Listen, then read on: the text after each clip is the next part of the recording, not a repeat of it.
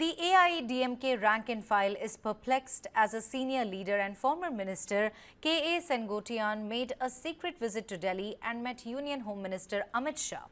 Sengottaiyan, who was the Transport, Agriculture and School Education Minister in the cabinets of Jayalalitha and Edappadi K Palaniswami, also met Union Finance Minister Nirmala Sitharaman. Interestingly, BJP Chief K Annamalai is also camping in the national capital. Now, what has come as surprise for the AIADMK leaders in Tamil Nadu is that Party General Secretary Edappadi K Palaniswami has said that he is not aware of Sengottaiyan's Delhi visit. It may be recalled that in Feb this year, Sengottaiyan had stayed away from a felicitation function organized by farmers to thank Palaniswami for the Atikadavu Avinashi project because the pictures of AIADMK's founder M.G. Ramachandran and former Chief Minister J. Jayalalitha were missing in the invitation card and banners.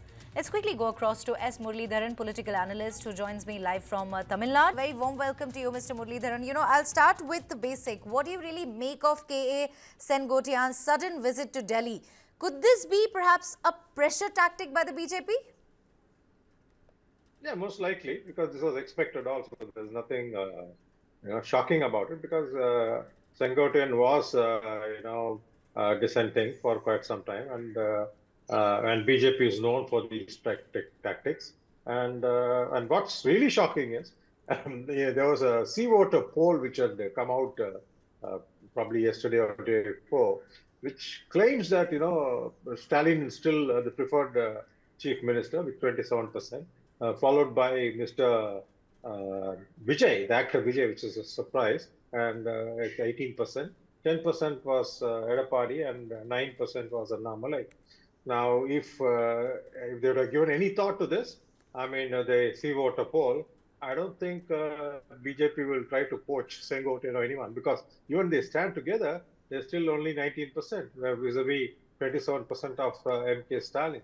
So, and the calculations are wrong, and BJP, as I keep saying, they do not understand TN politics. That they keep proving it, because by doing all these, and if they think they're going to take away people from ADMK and join them with BJP, and that will bring a change, unlikely, because what they did in Maharashtra is a lesson for the entire country, and the people of Tamil Nadu are extremely wise not to fall for these antics.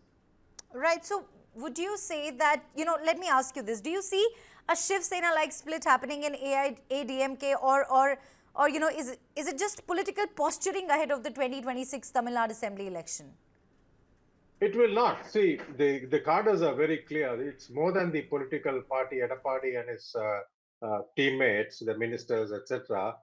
More than that, it's the members of ADMK who did not want an alliance with BJP, because it was very crystal clear. 20% almost of their minority vote share, which swung towards DMK, and that's the reason why they lost the 2021 elections.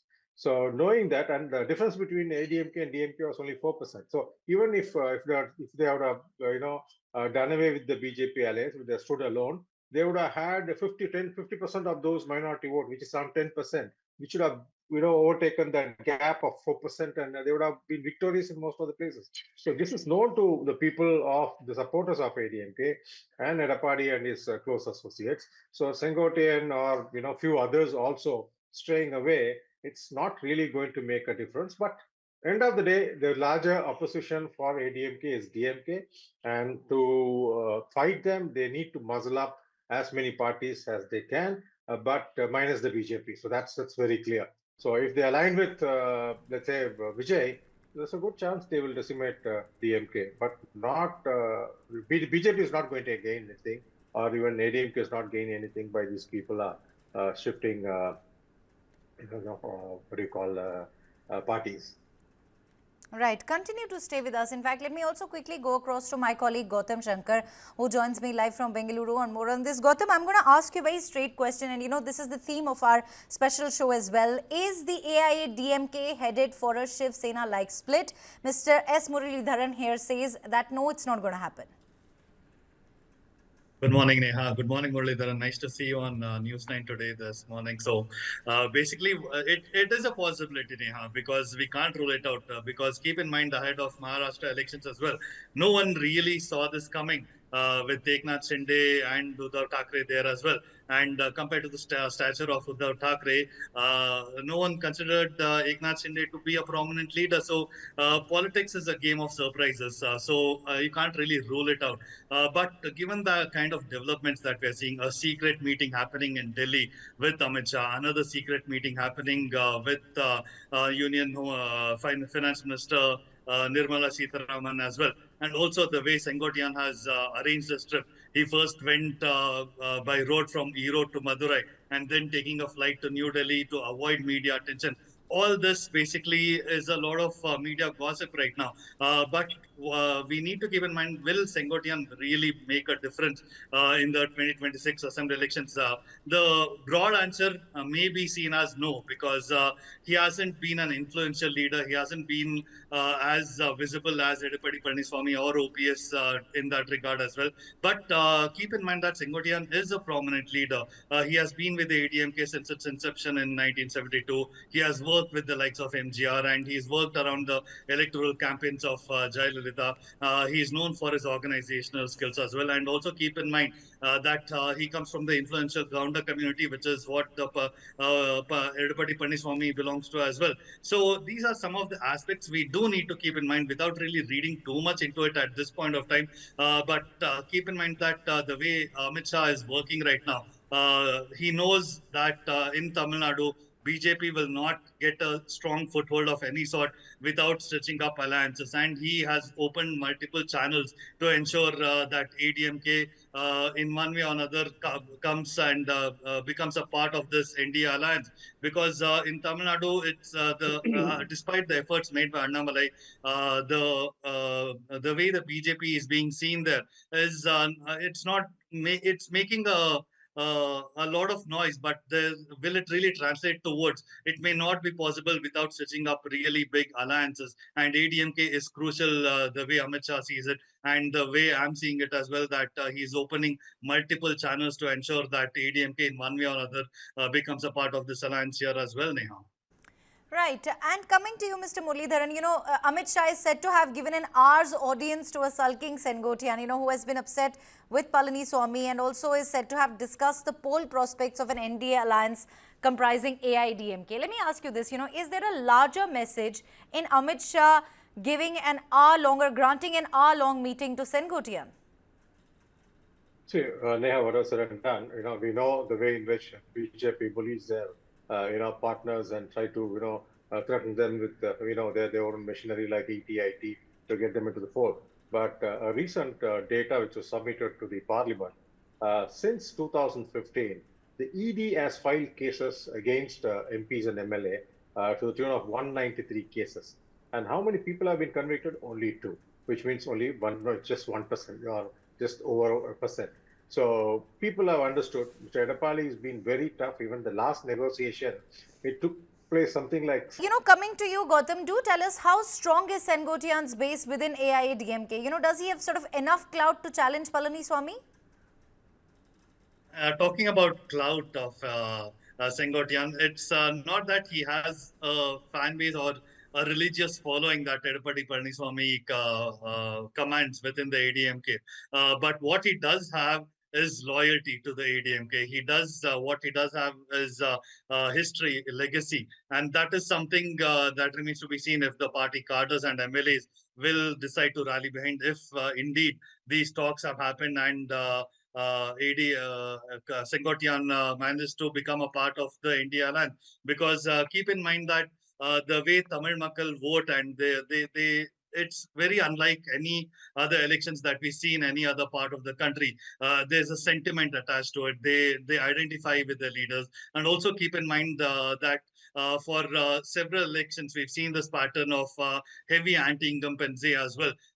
If it's a DMK in one election, we see the ADMK getting voted to power the next. So this is a pattern that we've seen repeatedly for at least the last 4 elections. So who will really be able to capitalize on this? Is Sengottaiyan the man? The answer, like I said, broadly it may not be the person who will be able to bring this kind of electoral success to the BJP and the NDA. But a few prominent leaders who are basically disgruntled with Edappadi K Palaniswami, and if O Pannirselvam as well, if he is able to rally a few of the ADMK leaders to go with Sengottaiyan's faction, if that happens to be the case, then that will be an interesting development, and it could also be seen as a case of arm twisting Edappadi Palaniswami as well, because keep in mind that he has put forward several tough conditions to be back in the NDA alliance. One is prominently, of course, to have a high-powered steering committee, which will not have, they don't want to have anything to do with Annamalai. All communication will happen through this committee, and he is also, what we gather is he wants N. Nagendran of the BJP to be part of the steering committee, and whether BJP will actually sideline Annamalai, that it's a very unlikely thing to happen because Annamalai, whatever it is, he's been able to at least generate a lot of noise in the Tamil Nadu BJP. He's been able to rally BJP supporters there, but whether it will turn into electoral success, that is another matter altogether. But keep in mind that the way things are going right now, it's all about alliances, and without alliances, no one will really be able to challenge the DMK, neither the ADMK, neither the BJP, nor even TVK for that matter. So it will be interesting to see all the kind of games that are being played right now with 1 year left for the assembly elections in Tamil Nadu, Neha. Right. Thank you very much, Gautam. Thank you, Mr. S. Muralidharan, for joining us on this special broadcast. Moving on now, the stage is set for the expansion of the Telangana State Cabinet, with Chief Minister Revanth Reddy scheduled to meet the Governor today at 12:30 p.m. in Raj Bhavan. Now, during the meeting, discussions on the cabinet expansion are likely to take place. Sources indicate that there is a possibility of induction of 4 new ministers. The names doing rounds now include 2 Reddy leaders and 2 backward class leaders. Reports suggest that Deputy Speaker and Chief Whip will also be named to appease disgruntled elements. 4 probable MLAs, Sudarshan Reddy, Komati Reddy, Rajagopal Reddy, Gaddam Vivek Venkataswamy and Sri Hari Mudiraj, are likely to get cabinet berths. The move comes as the government looks to strengthen its administrative framework and accommodate key leaders in the cabinet.